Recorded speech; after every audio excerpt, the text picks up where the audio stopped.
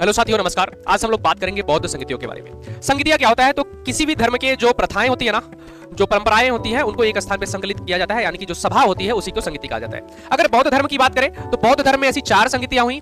अगर चारों की हम बात करें तो ध्यान रखिएगा, जो पहली संगीति हुई वो हुआ था राजगिरी में हुआ था। दूसरी जो संगीति हुआ था, यानी दूसरी बौद्ध संगीति, वो हुआ था आपका वैशाली में हुआ था। तीसरी बौद्ध संगीति की अगर हम बात करें तो ये हुआ था आपका पाटलिपुत्र में हुआ था। अगर हम चौथे की बात करें तो ये हुआ था आपका कुंडलवन में। कहां पे? कुंडलवन।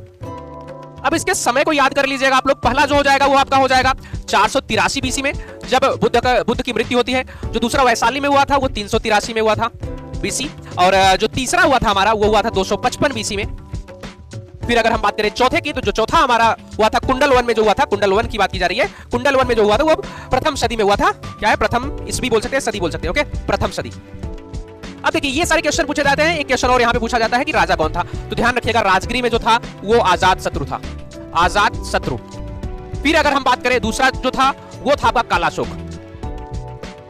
तीसरा अगर आपसे पूछे तो वो था आपका अशोक। और चौथे में कौन था? तो कनिष्क था। कनिष्क जो था ये चौथा राजा था। तो ये पॉइंट को ध्यान रखिएगा। ये बौद्ध संगीतियों के बारे में है। 4 बौद्ध संगीतियों के बारे में हमको जानकारी मिलती है। पहला जो हुआ था राजगिरी में, दूसरा जो हुआ था वैशाली में, तीसरा जो हुआ था पाटलिपुत्र में, चौथा जो हुआ था कुंडलवन में। ओके, अजातशत्रु को याद रखिएगा, कालाशोक को याद रखिएगा, अशोक को याद रखिएगा, कनिष्क को याद रखिएगा। ओके, उम्मीद करते हैं कि आपको वीडियो अच्छा लगा होगा। Thank you so much.